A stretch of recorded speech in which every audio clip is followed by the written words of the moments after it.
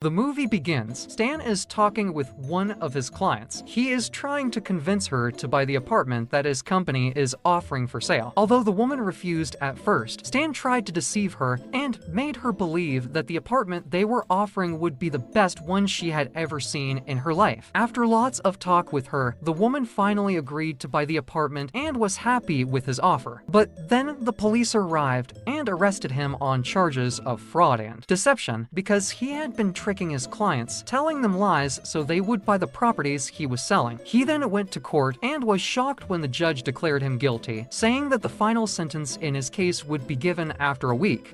Because he was very rich, he thought his lawyer would do anything to get him acquitted, even if it meant bribing the judge. But his lawyer refused to do anything illegal and explained to him that he was a respectable lawyer and had to respect the court's decision. At that moment, Stan saw an advertisement in the street for a lawyer who was famous for being corrupt. He told his lawyer he was fired. A week later, he went to court with his new lawyer. The lawyer defended him confidently, telling the judge that Stan was not guilty and that he hadn't even thought of running away despite all the cases against him. That, the lawyer argued, proved that he was confident of his innocence. The judge sentenced him to only 3 years in prison, although normally his case would carry at least 5 years. Because the lawyer had bribed the judge, Stan was allowed to begin serving his prison time 6 months later. Stan left the court upset because even though he had hired a corrupt lawyer, he was still going to prison. He asked his lawyer how he had managed to bribe the judge, but still couldn't keep him out of jail. The lawyer explained that the money they had paid the judge wasn't enough to stop the sentence,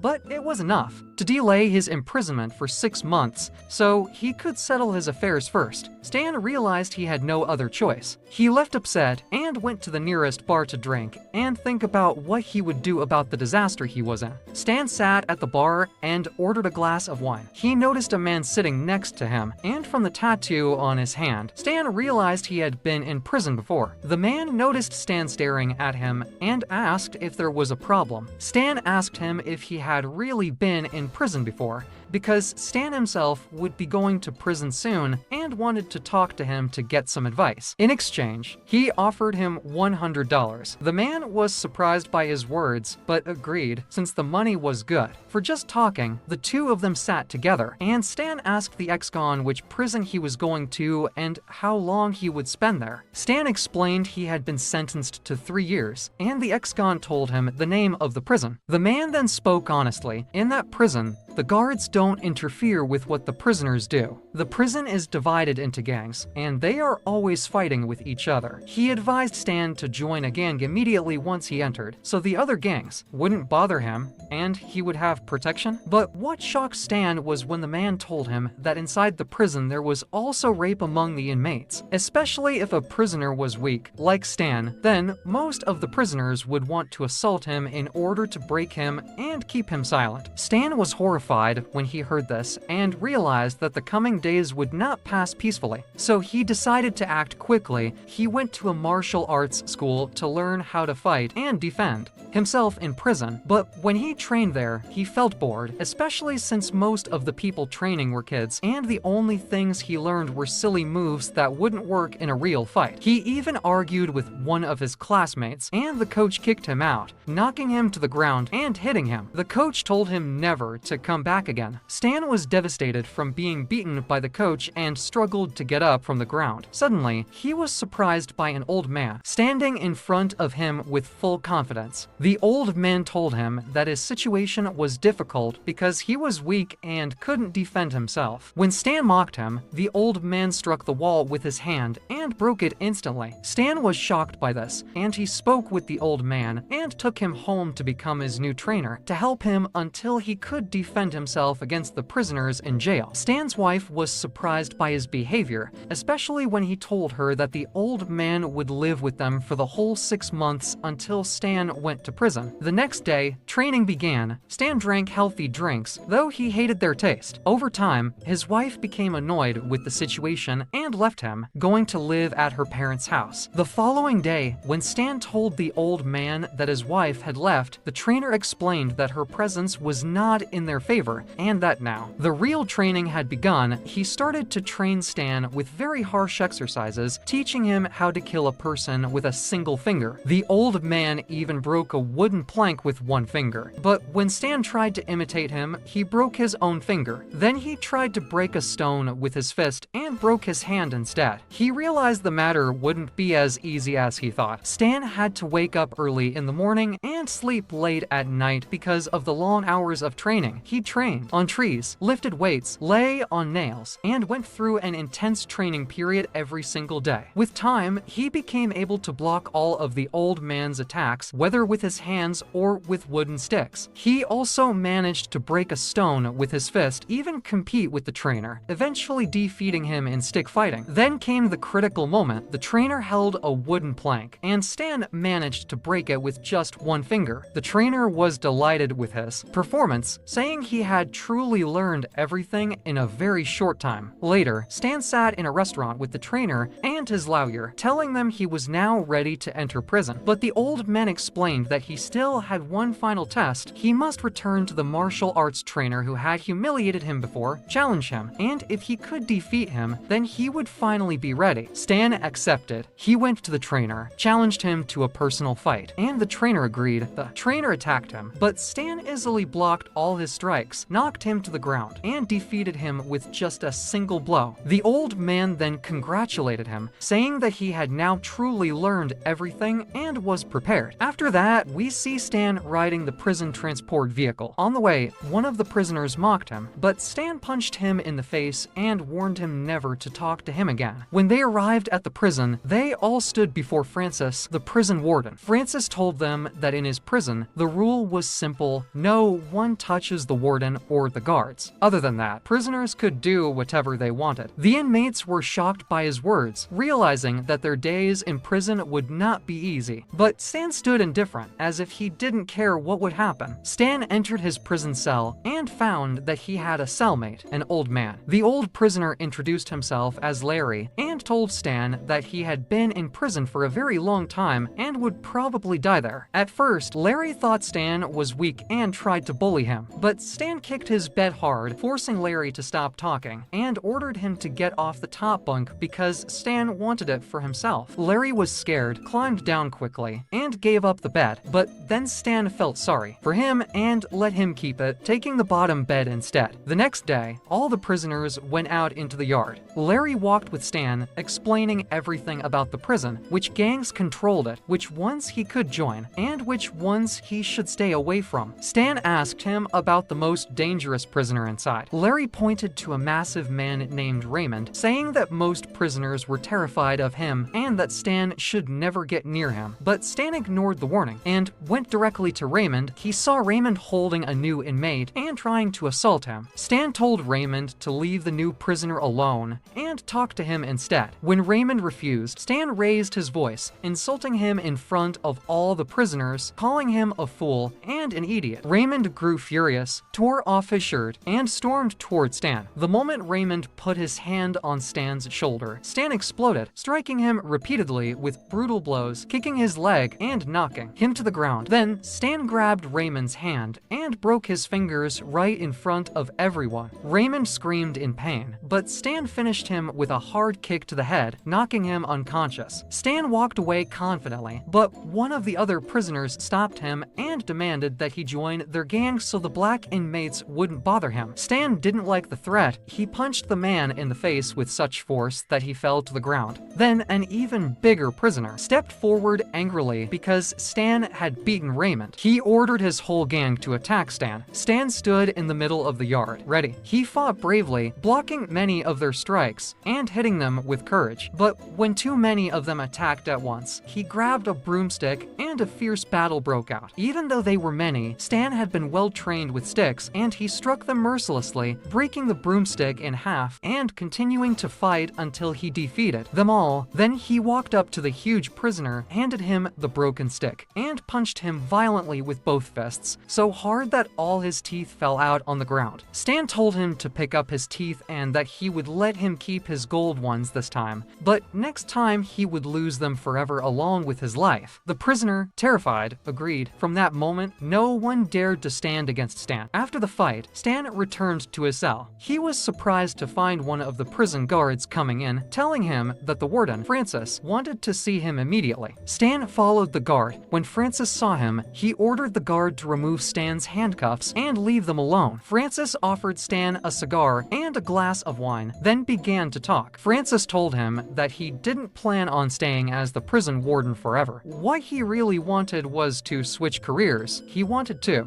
get into real estate. His dream was to demolish the prison and build commercial buildings on the land, which would make him millions. But for this to happen, Francis explained, he first needed the government to shut the prison down, and the only way to force that was to make the place look out of control, violent, dangerous, unmanageable. That way, the government would close it, and he could buy the land. Francis told Stan he trusted him with this secret because he knew Stan used to work in real estate, and so he could help him with the project later. Stan was excited by the idea and even gave Francis some advice on how to make the best use of the empty spaces when building. Later, back in his cell, Stan wrote a letter to his wife. He apologized for his recent behavior, told her he loved her, and begged her to forgive him. He reminded her that she was pregnant, and they would soon have a baby. The next day, Stan went out into the yard with the other inmates. He stood before them and announced something unexpected. Francis had allowed music in the prison. From now on, they could listen to music and enjoy their time inside. The prisoners were thrilled, overjoyed, and couldn't believe it. Then Stan went further. He declared that rape inside the prison was forbidden.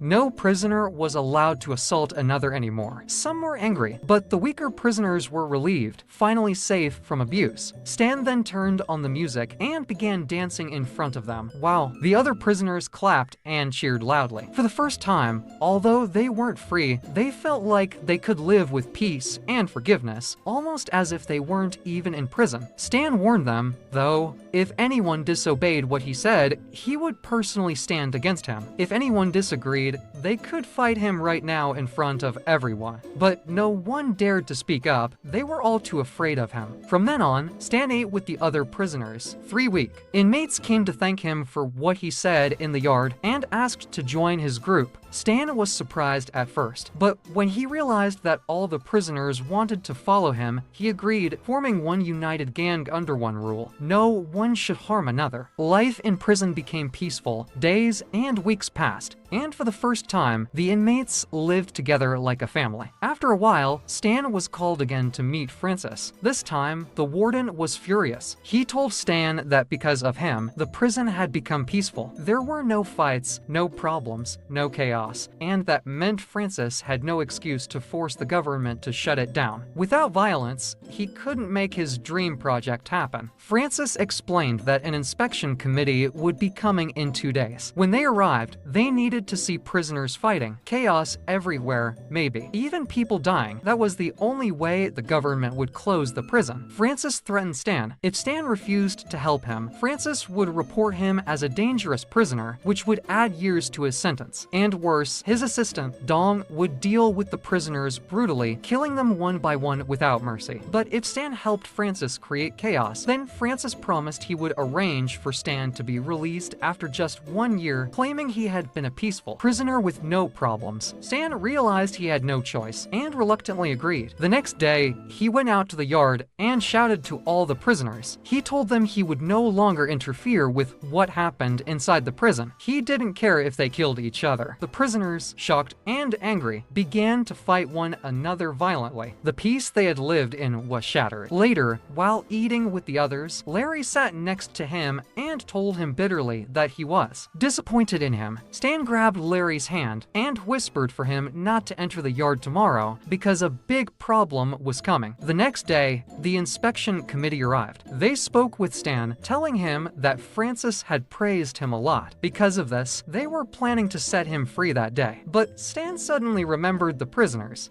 how they had been living peacefully together like a family. He couldn't abandon them just to save himself. So instead, he acted like a villain in front of the committee, claiming that he had caused problems inside the prison since the day he arrived. The committee was disgusted by his words and decided he would not be released. They ordered the guards to take him back to the yard. When Stan walked out, he found his wife and his old trainer waiting for him, thinking he was about to be released. But Stan told them he would remain in prison. Then, without warning, he punched the guard escorting him and ran toward the yard to warn the prisoners. He knew Francis would order the guards to kill many of them during the chaos. But on the way, Dong, Francis's assistant, blocked him. A fierce fight broke out between them. Dong was strong and well-trained, and Stan struggled at first. But then Stan remembered all the lessons from his old trainer. He fought back with full power, striking Dong violently until he defeated him. Meanwhile, the guards were provoking the inmates, trying to make them fight so that chaos would erupt. But just as everything seemed about to explode, Stan rushed into the yard. To his surprise, the prisoners had already understood Francis's plan. Instead of fighting, they had turned on the music, the same music Stan had once played for them, and were all dancing happily together. When the inspection committee saw this, they realized Francis had lied. Francis panicked, grabbed a rifle, and aimed it at the prisoners, ready to kill them. Francis, furious that his plan had failed, grabbed a rifle and aimed it at the prisoners who were dancing in the yard. But before he could fire, Stan rushed toward him and kicked the gun out of his hand. The inspection committee rushed forward and immediately ordered Francis's arrest. They declared that he had abused his power and tried to kill prisoners. The guards took Francis away in handcuffs, while all the prisoners cheered loudly. For Stan, Stan stood in the yard, breathing heavily. His wife came running to him with tears in her eyes. As he walked out of the prison gates with his wife and his old trainer, the prisoners cheered behind him, and so Stan left prison, ready to start a new life. No longer a fraud, but a man who had truly found his strength.